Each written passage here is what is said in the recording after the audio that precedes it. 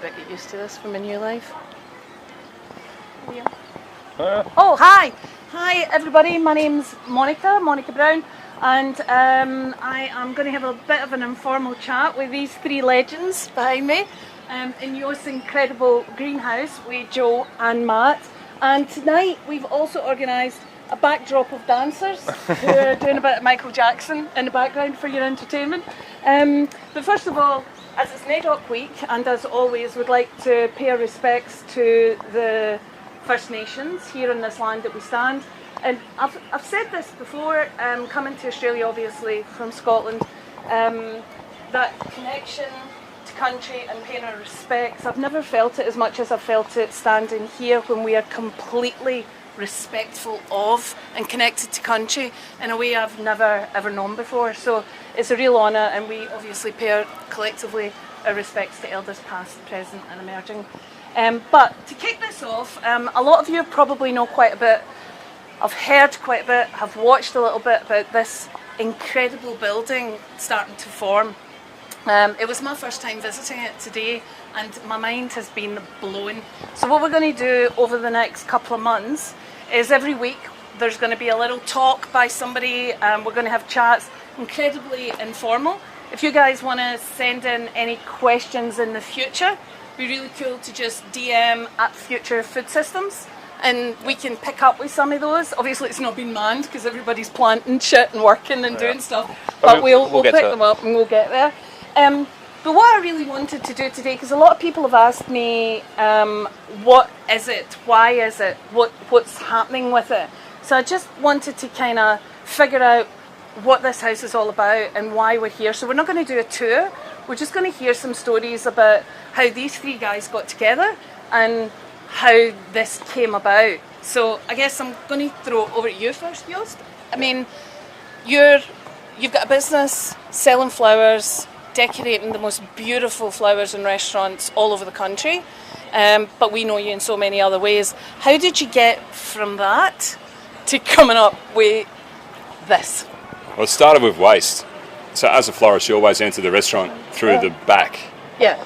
And it shocked me when I started in the early 90s how much waste was actually being generated. And I just thought, surely this isn't necessary. So if you would have said to me in the early 90s that I'd own restaurants or open restaurants or design buildings, I'd go, no way. But it was just a passion, because I deeply believe that we can live without generating any waste. And talking to people over the years made me realise that no one's going to actually do anything about it unless I do one. And so that's how the greenhouse started here 12 years ago, about a week ago. Oh, a week. And let me just ask you, the greenhouse, and this is the greenhouse, right? Yep. So 12 years ago, and now you're opening another greenhouse, but this is actually a house. Yeah, so, I mean, the first greenhouse was not really meant to be a restaurant. It was meant to be an example of a house of the future. And it was, you know, the idea of turning it into a restaurant was really kind of secondary, or an event space. It was exactly the same footprint as the average Australian house, and it was, you know, an example of what I believe a future house could be. It could grow its own food, could, you know, things that are currently called waste could actually be energy, could be food, could be... So I really was disappointed in a way that everyone got really excited about the greenhouse, but as a restaurant and bar. Yeah, because that makes sense and people can tangibly understand that. Yeah. But the bigger picture, and I think now it's difficult to get your head around. Then 12 years ago, yeah, you must have been talking crazy talk. But you know, I don't know, it evolves, and I think that it's all in timing, right? It's all about timing. I mean, I've had this idea in my head since I was quite young.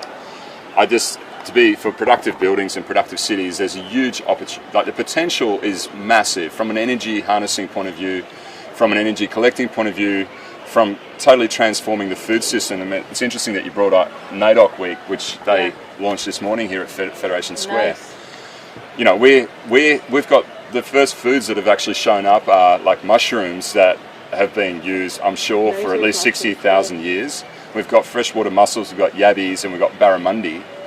I mean, these are foods that have been consumed here for at least 60,000 years or more, you know. So I love that we're just going back to, I've got huge respect for, you know, the diet that they had, and Yeah, of course. That's Because it made really sense. what this is based on. Yeah. In this climate, in this air. Yeah. God. Yeah. And so you were Matt Stone, young chef from WA, chopped onions, probably dreaming about going to Europe as every young chef did. Yep. And then how did you guys meet? How did that happen? Because this is intense, like this is huge in the development of everything that you both have been doing. Yeah, well, so I missed out on the first greenhouse here in Federation Square, but we opened the greenhouse in Perth 10 years ago. And through some connections in Perth that Joost was working with, Paul Aaron kind of got in contact with me, but it was a phone call from Joost. Who's Paul Aaron? He was our business partner in the first greenhouse, and he kind of really sort of set it up and really created what was an amazing restaurant from an operational point of view. Yeah.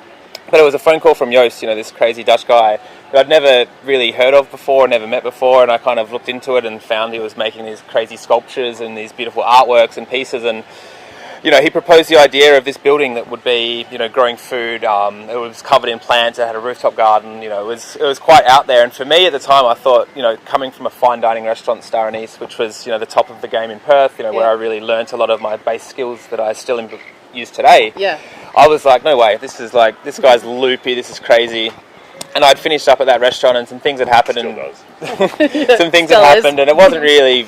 I wasn't getting anywhere in Perth. I had a job that I didn't like. And so I phoned him back 2 weeks later, and I think like 3 or 4 days after that, I was on a plane here to Melbourne, and Joost picked me up in his big yellow van at 4 a.m, and I went to all of these restaurants that I'd only really read about. I was 21 at this time. Yeah. And before I knew it, I was in Rockpool putting flowers of Joost, and I was in these places that I'd never seen before, and we just hit it off, and the ideas were flying, and so I agreed to get on board, and we opened the greenhouse in Perth, and it was quite funny because at the time I was obsessed with this doctor in Germany and I had this book that I bought for like $2, and he was all about fresh milling. Yeah. And I said, Matt, you've got to stone grind the flour fresh. I've already got the stone mill. He just said, yeah, no problem. And you've got to make butter, because for me it was about like to avoid waste, right? You've got to do these things from scratch. So for me it wasn't even about flavour, but for Matt, of course, it's about flavour. But for me it was about avoiding generating the waste. Yeah. And he's just going, no, and I thought, fuck, this guy's confident, Yeah. I had no idea. I only found out 2 years ago when I was watching him talk.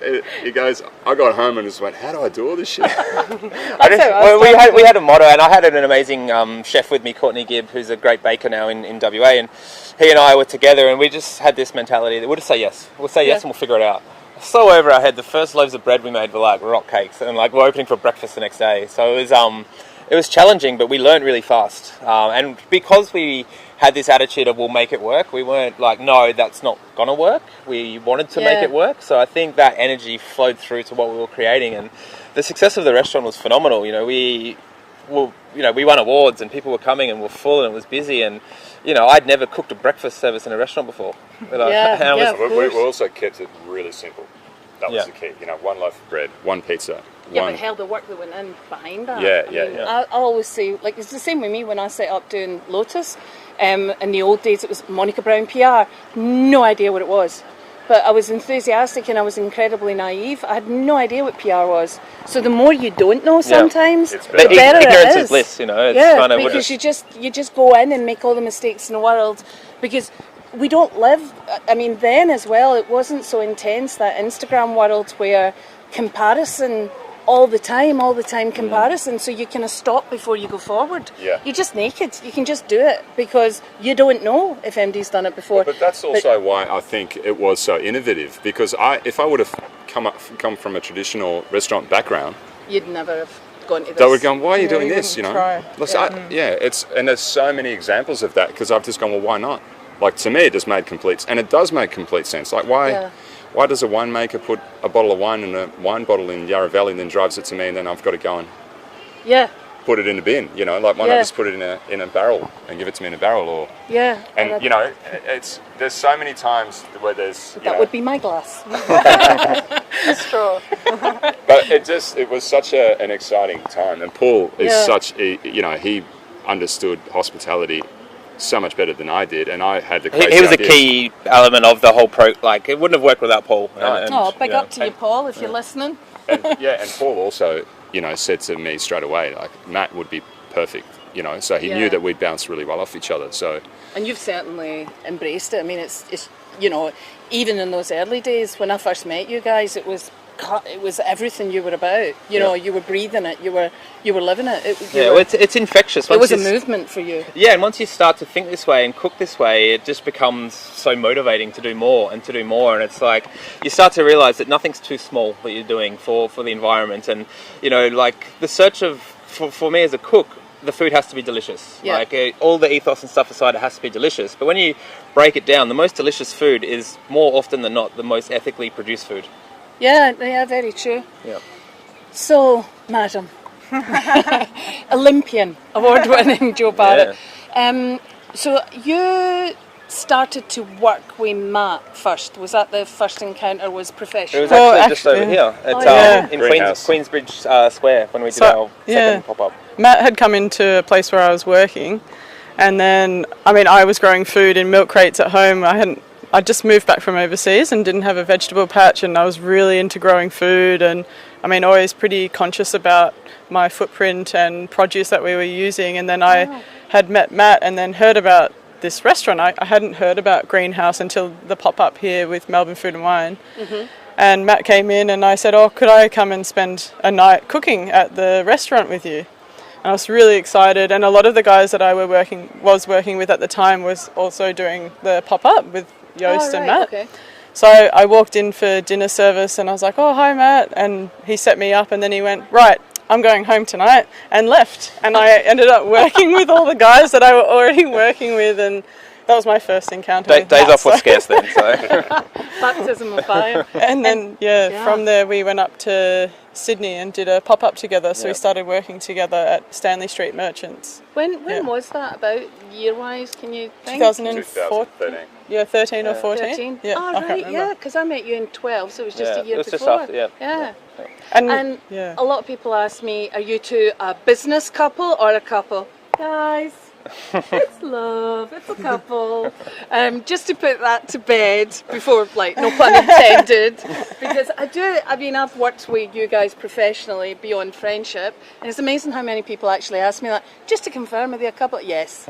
So, and so now you've met each other, got a little connection on the go, and now it's really solidified, because obviously the thing that really brought you together was that you were like-minded in your vision. Yeah. So I think Joe and I are really lucky in the fact that we have the same goals and the same ambitions and the same motivations, but we have quite opposite skill sets when it comes to the culinary world. So I think together that's a very complementary thing. It's quite a rare thing as well to have two people that are running a kitchen to be across everything like we are, and it's a really comfortable thing, because in what Joe's doing in the kitchen, I just know that it's going to be the right thing, and I hope you feel the same way about what I'm doing, and it's a really strong position for us to be in to work on creating this new food. Each other's back, and that's that's partnership. Having each other's back is everything in life. That's like the skills that Joe has, meticulous detail, follow.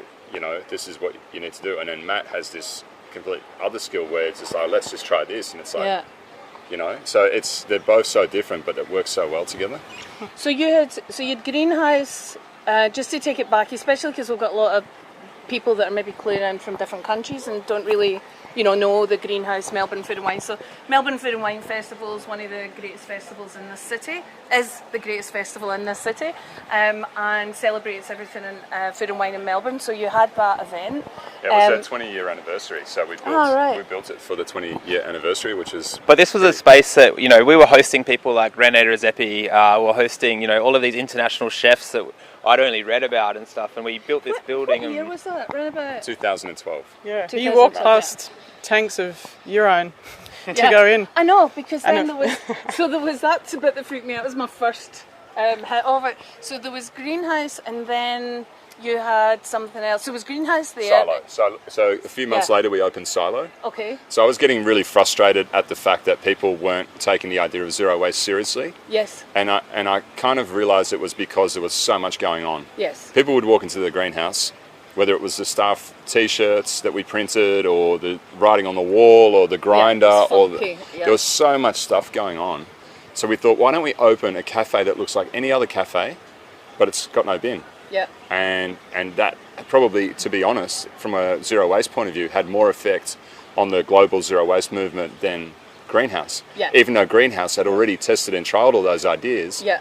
But because people could understand it, because it was just and it was also a time when social media became more and more prevalent, and we could get the message out to the world a lot more. I think when we did the Greenhouse in Perth, we didn't have Facebook and Instagram, and I just didn't use it, you didn't use it, it didn't exist, and it slowly became more of a powerful tool to spread these ideas and messages to the world. And I think Silo was the first chance that we got to really project it to the world and for the world to see. And working with our head chef Douglas McMaster, who's now has Silo in London, that was how big that effect was, that it got it out to other people. And the impact that little restaurant had. We had Rene coming through, and he had some of his meetings there because he wanted to be in the space and getting involved in it, and he implemented these things at Noma. And we had Alex Atala coming through who blew his mind. He didn't quite get it until he was there, the whole zero waste thing, and the influence that tiny little it was tiny. It was actually a very difficult space to cook in because it was so small, but also an amazing space to cook in because you couldn't hide anywhere. I remember Maggie Beer sitting there, just speechless, really, just sitting there having a bowl of soup. She said, "I'm having my favourite food. I feel like I'm in your kitchen, but it's a cafe, and that's why we designed it so that you sat in the kitchen and ate. So deliberately, so we couldn't hide anything. Yeah. Because people always say, "Yeah, but what do you do about that?" It's like, well, you could see it, or you could see the fish coming in, you could see the meat coming in, you could see all glass doors on the fridges, so you could see through them. There was nothing that was hidden. And it was funny that you had that international attention as well as the local, because the first time we met was in Perth. Yeah, that was a very nervous night for me. Yeah, because I was in with Heston. Yeah, just Heston Blumenthal rocks up for dinner with this loud Scottish woman. Literally, we just walked in. He'd heard about it. How, I don't know. I hadn't heard about it. It was his recommendation, which, would have been Neil. Neil Perry. Probably be Neil. Absolutely. Neil has always been a massive supporter. And we went in, and there was me and Heston and two others, and we had a big fight. And it was not quiet. So I had a big argument in the middle of the funny thing about that night, I remember it well because I was not meant to be working and Courtney was ill, so I stayed to do that night service, and you guys walked in, and it was pretty mind blowing. It was. Yeah, well, and you're right, because all I remember at the time, because I was consumed with this argument that I was having with Heston, I was determined to win it. But all I can remember at the time was the greenery, and honestly, I couldn't have told you if it was real or plastic. It totally went straight over my head. I had no understanding of what this place was about.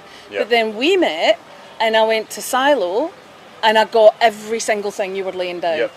That's when it made sense to me, because at that point, it was just me on my own, no distraction. But I really could. I was sitting on a crate of milk, and the guy was coming in delivering the milk, and why are we not delivering to restaurants in the huge urns? And I'm like, I don't know. It all makes perfect sense.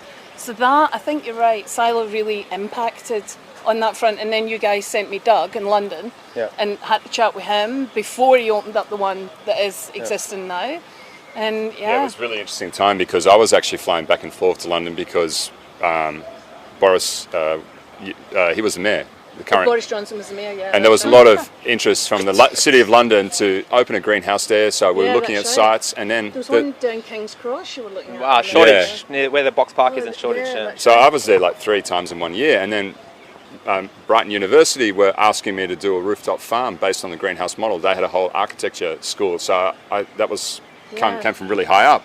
So I decided, kids were young, I'd had opened 5 restaurants in 4 years, and I was kind of done, and I said, I'm not doing the London thing. And then I sent Doug to Brighton, and he called me and said, I've just found a place. And then she put it, the Chancellor put, that's where he lived for a year with her, while he opened Silo. And it's like, it was so good. It was, such a special time, because, he lived this. Yeah, but so he got... I've got a habit of hiding the difficulty of doing shit.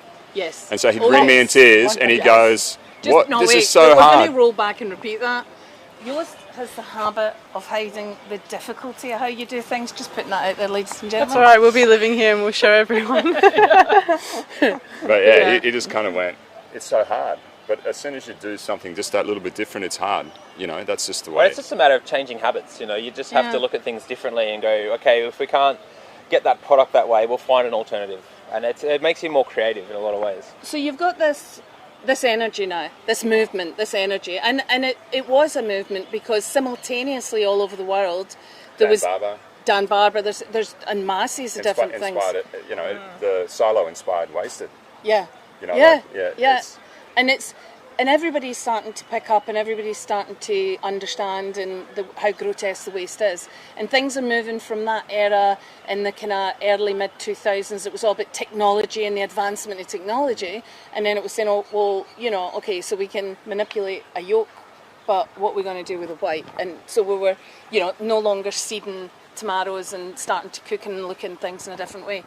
So then all those conversations and all those restaurants that have opened and closed as restaurants do, and all of that energy that's grown in a snowball going down a hill here, has come to this building that we're standing in today, really. This is your pinnacle. This is the thing. Yeah. So, Joe, because you've been too quiet. So, Joe, what is this building to us? Why does all of that stuff come in? What is it that this building's trying to say? Well, for me, I feel like... Greenhouse by Joost. Well, this is the original idea. Yeah. This was what that was all stemmed from. So all of the restaurants were a way to show this, but it wasn't a house. So I don't know, some of the messages like Joost was saying get lost, and sitting in a restaurant and then leaving is one thing, but to be here and a part of it is really different. And I think with the house and Matt and I living in the house, you are a part of it. You're a part of the systems, part of the loop and the environment, and it works with you and you work with it. And that's really important, which is maybe something that gets lost in restaurants. And, you know, because you're there for a second. It might have an impact on your life, but this is going to be here for a few months, and we're going to be living here and showing people some of the systems and what it's like, and things might go wrong and we don't have all the answers and we might run out of gas or food, but that's part of it. Well, hopefully things go wrong, right? Because that's what this is about. Yeah, it's an experiment. Totally. And I think a lot of people have asked me, when is it launching? How long is it going to be there? What are the dates? And I'm like, it won't be here, but this house is going to exist for a long time. And I don't think it'll be at its best for another 4 or 5 years, because apples take a long time to grow, grapes, those sorts of things. But I just think that we sit on this unbelievable potential that we haven't even thought about. Like the Rialto Tower behind us, that 500,000 litres of grey water leave that building every single day. You know, what do we need for growing food? Water, nutrients, and air basically. So especially in this country. Yeah. Waters. And so we've got everything that we need to have an incredible food system. But not only that, for millions of years, we've lived in our food system, and then we've spent the last 100 years trying to remove ourselves from the food system and make it convenient. And it's not only affecting us from a psychological point of view. I think that humans innately need to be productive. Yeah. And growing food is so good for the soul, because you're actually planting a seed and you're harvesting from it. Yeah. But I think it's a microbiome that's generated when you walk in here. You smell the mushrooms. You walk up here, you smell the aquaponic systems. You've got the microflora. Like Chris Bissell's was here today, setting up another introducing mussels, and he's waiting for certain bacteria to form on the pebbles and that's when it's time to introduce the next thing. And then the next thing that will be introduced is barramundi. So it's all about getting that microflora. Why can't a house have the same microflora as the best rainforest in the world? You know, why can't our houses be filled with the, you know, like ferns and those sorts of things that exude the air that we should be breathing, not these toxic, chemical-infused places that we currently call homes. You know, we need to change that perception, and by moving our food system to where we live, we could potentially employ hundreds of millions of people as well, and people are engaged. So, you know, once people retire, why not? What's one of the most satisfying things to do? Grow food. Forget about retiring. Do it as a kid, and it's just part of your life. It's a continuum. Yeah. But best of all, it's the only way we can live a zero-waste lifestyle. Yeah. If we integrate our food system to our cities and our homes, we can completely avoid waste. So this is a 2-bedroom house. I'm looking at properties at the moment, 87 square metres. 87 square metres. So if I go into a normal house and look at it and it's 90 square metres, it's tiny. Yet this thing feels huge, really, when and hopefully a lot of you guys, definitely people in Melbourne, will get the opportunity to see it and come and walk around. But it's spacious and it's light, and it actually feels alive. It's really weird to say, but you know, you're breathing the biome here. It's like you can feel it, you can smell the walls. You know, it has an energy about it. It's surreal. But are you saying that if you've got 90 square footprint, one can build a house like this, if not similar, and it's achievable, and you can live from it, within it, anywhere in Melbourne, anywhere in the world? I think anywhere in the world. You know, most places, I mean, obviously if you live in a really cold environment, like a place like New York might have a much shorter season than we would. Yeah. But food is grown by utilising nutrients. Yeah. So currently we use 5% of the world's gas is used for creating fertilizer to grow food. Yeah, God, yeah. And that's a synthetic fertilizer. Yeah. That's not nourishing us. Yet, each and every one of us generates nutrients every single day. I mean, even if we explore the idea of harnessing those nutrients to create gas, methane, we all produce globally about 1 kilo a day of organic waste, whether it's from kitchen scraps or toilet waste or whatever. That's an hour of continuous flame gas. So you've got 8 billion hours a day currently. If you throw that into landfill or you deal with it another way, that still ends up in the atmosphere. Yeah. We're using that and locking it up and harnessing the gas. But I'm actually more interested in what it's doing to the waste, because it's transforming that waste through fermentation. It uses the same microflora as a cow's stomach, and it transforms our waste into this really valuable plant-available fertilizer. And so it closes a cycle, and suddenly you've got a carrot. One carrot could have the nutrient density of a whole bag of carrots from the supermarket, because it's grown in the most nutrient-dense soil. And that the nutrients for the density of that soil are coming from us, from eating those carrots, and it's cyclical. Cycle. Yeah. And it's just an idea stolen from nature. It's nothing more than that. Or probably something that was always happening. Yeah. Remember Atala talking about when he first started working in the Amazon, and he took baby things up when somebody was born to one of the communities there, and he created a dump. He created waste. He took waste there. Yep. And they didn't know what to do with it, because what they do with waste is they throw it out the back, and it decomposes and it goes into the land and other things grow. And he had to then go and clean up the mess he'd made right at the beginning. This is how he learned. This is how we're all learning. And there's actually an idea from the Amazon that's actually in this. So there was in the 1500s, Spanish explorers discovered a city that held a significant amount of people, 4,000 or 5,000 people, in the middle of the Amazon.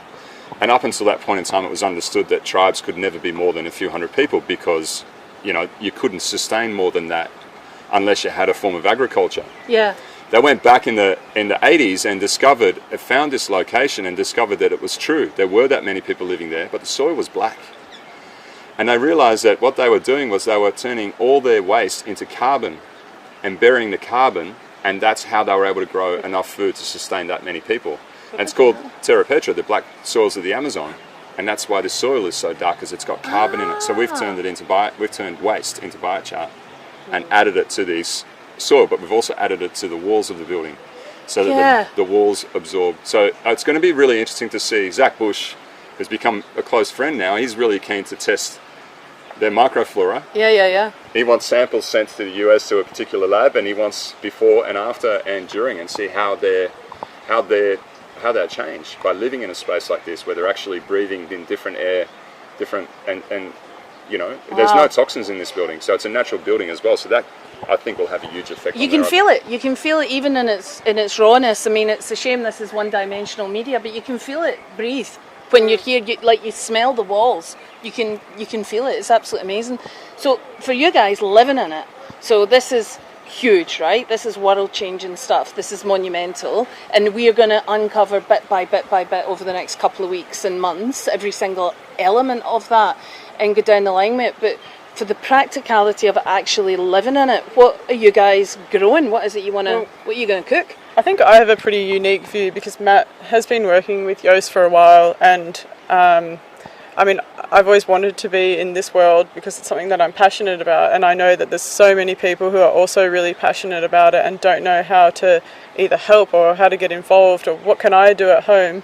And I think that's what we're going to do, is show that you might not build this whole house, but you might take one thing from it that you can do at home, or maybe it's a worm farm, or maybe it's a biodigester, or maybe you will go and build a house like this. But the idea is that You might just grow some rocket. yeah, you might just I mean, but it's still, if every single person on this planet did one tiny wee thing, think of the magnitude to change that we would have. And it's infectious, I've said it many times, just one thing makes a big difference. And the example of growing a pot of parsley on a windowsill in your apartment, that parsley will always be the best tasting parsley you've ever had. And you're not generating waste. It's not being trucked around the country. It's not in a plastic bag. It's not in the back of the fridge wilting and dying. It's live. You're eating live food. And eating live food is delicious. It makes our job really easy. I would say as well that, like, when I first arrived in Australia 5 years ago, we've talked about this. I had the first 2 years, 15 and 16, were impossibly difficult for me. I think I could say I suffered from depression, and I thought it was missing family and change and heartache, and it wasn't, because I've done that a lot in my life, and I couldn't put my finger on it. I couldn't understand why in my, at 50 years old, here I was feeling something that I'd never felt my entire life. And then we were talking, I thought, the thing that completely changed was my diet. So I had this idea that coming to Australia, you had this super healthy, magnificent Aussie diet, and it's bullshit. It's absolute bullshit. I can go into a supermarket and I can buy, at my fingertips, biodynamic, raw cheese, really easily in central London. But then I had the money to do it as well. It's not like everywhere. But here, when I tried to live in supermarket land, it took my energy levels to a place that it was extreme. So for me, the food chain's broken. It's completely broken. So you're growing your own. You're basically and I think organic, biodynamic, doing it all yourself, nutrient dense foods, not using any nasty Roundup or glyphosate. It's also the flavour. Like when like you just described, if something is nutrient dense, it's high in flavour. I mean, it's just, to me, it's the most logical. And a book that's actually inspired this whole project was Weston Price's book. Yeah. And it was about primitive populations, but he said these people aren't primitive. They've worked it out. They're much smarter than us. Here we are. This book was written in 1934, 36 or something. Yeah, they're healthier, better He teeth. said we're the ones that are the dumb. We've totally these thousands of years of wisdom that's been passed on generation after generation. We've just thrown away, and suddenly we're suffering from tooth decay. Our jaws don't even develop large enough to hold all our teeth. Correct. All these issues that exist, but to me, it's only because our food's lost the nutrients. So you can't solve that problem unless you get the nutrients back into the food system. Yeah. And so if I wanted to retire onto the peninsula and I wanted to create one of these houses, I'm not going to go anywhere near those yabbies. Just so we're aware, I came past the yabbies tonight and they're a bit snappy and they're getting quite big. I'm having nothing still got to all do my with fingers. that. Yeah, just that, almost not though. I've seen it. Anyway, so there's things that obviously individually wouldn't appeal to everybody. But I love the idea of growing my own stuff. I've always wanted to do that. So this kind of exercise that you're doing here, is it at the end of this project? Everything is open source, and we've got a great film crew making a documentary about this as well. So it'll be available to be seen. So the guys from Good Thing Productions are making a documentary. Fantastic. We've also got Foria are making a 3D augmented reality, so anyone can go online and watch how all the elements, from how the wall's built, to how the solar panels work, to how the batteries work, to how the wicking beds work. Everything is available to kids all over the world. Yeah. And if you might not be interested in having fish, but then when you understand the microbiology that they live in, the nutrients, they add a whole other layer. So it's like nature. You can't take one thing out. You can't. Once you actually appreciate what they bring to the whole project, you understand? Yeah, and I guess that once your confidence gets up with one thing, then you go on to the other, then you go on to the other. We just spike interest, and then you start researching a bit more because you have success. And I think that's really important, is to make sure that it's achievable and that you have a bit of success. So then you go and you're like, hey, I did that, maybe I could do the next thing. Yeah. And I think that's a good point, because there have been a lot of questions about what this is and what we're doing, and so Matt and I will be living here, and we're going to be only eating what we're growing, and we're a part of this. And then there's going to be a few aspects of, we'll open it up for people to come in and have a tour. We'll be continuing to do these live streams on a Monday night from different aspects, from health, from Hospo hangouts to architecture, innovation, and then we have our website where you can go and you can have a virtual reality tour, because you might not be in Melbourne, and you can come and have a look. And it's also, you know, I talk to school kids a lot, and there's a real sense of hopelessness, and that really concerns me, because, you know, like David Attenborough said, we've caught 90% of the world's fish. Yeah. So why are we fighting over the last 10%? Let's just give nature a break and grow fish where we live, and in the process utilize nutrients that we're currently sending to landfill. You know, this is about an aspirational, inspirational project. I want kids to look at this and go, there's so many solutions, and not only that, it's a really exciting solution. You know, it looks cool. Looks cool. It's grand design-tastic. It's absolutely and you know, lovely. there's so many elements, like the stairs. I came up with the idea of doing the stairs like this when I was in Holland, and I read a study on 90-plus-year-olds in Holland that lived in houses with really steep stairs. Keeps you going. And how much healthier they were than other people that age. It is very Dutch, the skinny houses in Amsterdam. Yeah. Well, the stairs are like in Holland. They'd go, this is ridiculous, because in Holland they have them like this. You know? That's right. Yeah. God. So I reckon people should hit up Future Food System.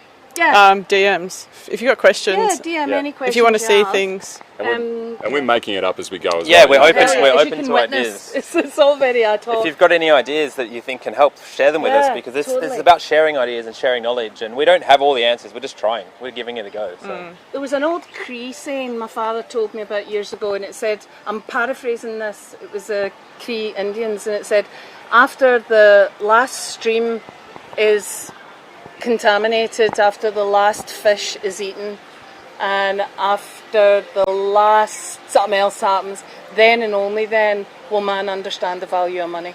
Yeah. And I think that's what this house is beginning to make people breathe again. That's what's happening now globally. Yes, it is. It's a great time. It's like, you know, the protests last year with Greta Thunberg, you know, with her movement. You know, in less than a year, you know, she just changed, and suddenly there's millions of people, kids especially, protesting what's happened now, and suddenly everyone's going, you know what are we doing? You know, so I think that it's one of the most exciting times to be alive. Definitely. Yeah, hallelujah to that. And now we've got Joe Biden saying, you know, climate control's back on the menu. So it's time. So yeah, can't invite everybody down to see it, but keep watching in on Monday nights. I think we're anything else to add. We're good. Yeah. And if you've got ideas and you want to get involved, hit us up. And it's a community. DM. It's about, you know, reigniting everyone's passion and excitement. It's a community. And I want to thank Mila for supporting us. With helping us bring this every Monday night as well. But also Federation Square, they have been unbelievable. The help, everything, nothing is a problem. They're so excited, and they're just, it's been just an absolute pleasure to do this project. And shout out to Balta, because we're going to have a couple of them now. Absolutely. Tucked out. All right, guys, have a nice Monday night. Thank you. Take care. See ya. Bye. Bye.